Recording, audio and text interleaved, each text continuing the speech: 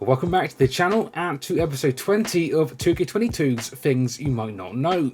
As always, for any you might have missed, check out the series playlist linked on the screen, and here we go, let's get into it. More secrets, Easter eggs, hidden features and awesome details. This is Things You Might Not Know about WWE 2K22. So let's start this one off with some hidden manager attires. So managers in 2K22 can typically be found in this section during exhibition, but other names not listed here do also feature a manager attire. First off, there is Shane McMahon, which is properly listed and works as intended. But then there is two more attires for William Regal and Titus O'Neil, but these two aren't quite as straightforward. So to see these attires, you want to create a tag team tournament. Firstly, select Titus O'Neil, then select his partner to be William Regal, and as you can see, when doing so, you'll have the option for his manager attire.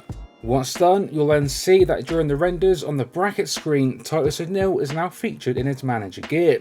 And now when you go into the match itself, unfortunately O'Neil's attire reverts back to his regular one, but Regal's attire does remain the manager attire, a version that isn't selectable by default. So on the last episode, we covered the carry system when used in combo with the stage and backstage walls. Continuing on from that one, and another thing that you might not know is that these moves also work at ringside in NXT arenas that feature the cage, both on the caged barricade as well as the cage door in the bottom right. To do this, approach the wall with your opponent in the carry system and press strike, which is square on PlayStation or X on Xbox. Unlike the stage, having these moves available around the ringside area makes them a little more usable more often, with the 4 moves in the 4 positions remaining the same.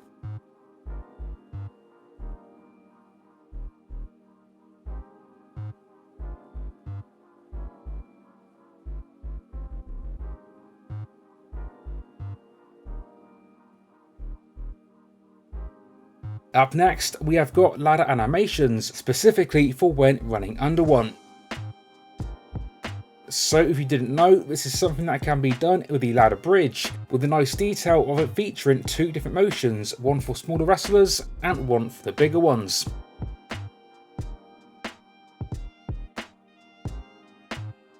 What's even more lesser known is that you can actually strike your opponent when using it. So by using the cruiserweight roll, you'll stagger your opponent, giving you the chance to do something bigger.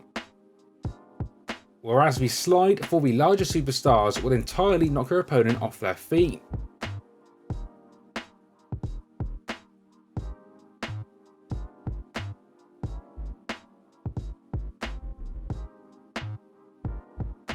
Previously in this series, we have covered a bunch of unmasked superstars, most of which are doable via modded creations. Today we have got 2 more to cover, of which both are superstars from this year's MyRise mode. So we have got La Venganza, who when unmasked looks like this, who is also known as Hector Flores. Then there is Black King Vegeta, who when unmasked is actually Liv Morgan.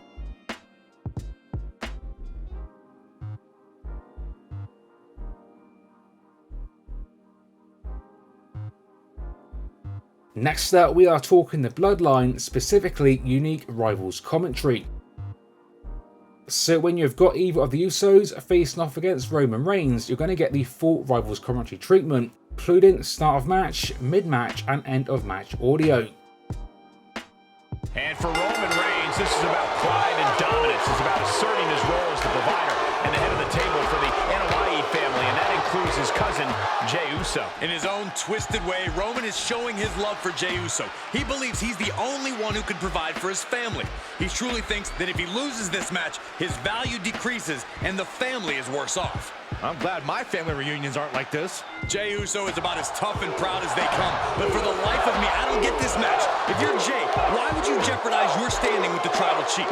You have to understand, Corey, Jey Uso has lived his whole life by his association to others.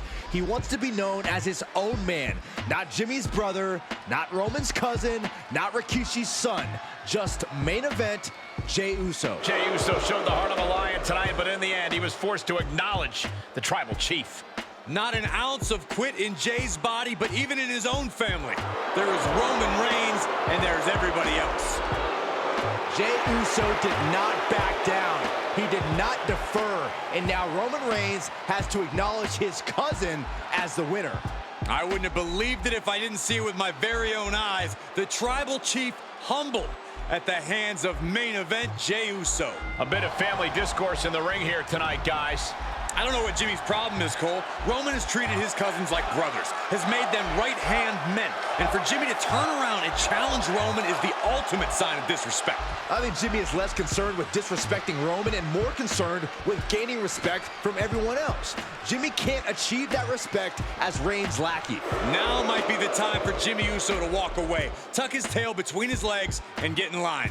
You gotta think this is going to make holiday dinners a little bit more uncomfortable, right? Oh yeah, I would assume so, Byron. What a tide-shifting win this is for Jimmy Uso. Career-defining. This may have driven a bigger wedge into the family, but that is a question for tomorrow. Tonight, Jimmy Uso has earned his own acknowledgement. Recently in the series, we have covered some unlisted carry finishers, and today we have got a few more to add to that list. So if you're not up to date, what this is finishers or signatures that work in this year's carry system, but aren't actually listed in the section where these carry moves are set. So essentially, you might not know these moves work in combo with it. Today's moves include The Undertaker's Tombstone Piledriver, AJ Styles' Styles Clash,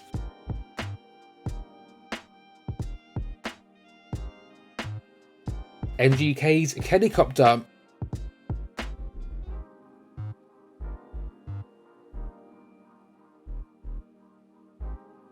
not forgetting the Sheamus High Cross, as shown here going through this year's Barricade.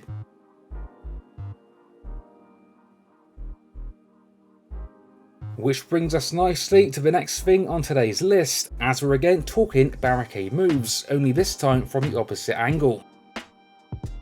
So going through the Barricade isn't a new thing for WWEGAMES, although it did feature some big changes this year, which we've covered previously in the series.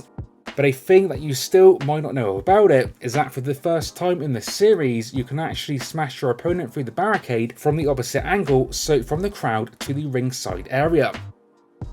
Now it has got to be said this only works on the right hand side, as the left side typically locks you into the limited crowd brawling action. And like last time, we are showing these same powerbombs, which remain some of the best moves to work to do it. To have this work, just do the moves in a similar position as seen on the screen to a damaged opponent.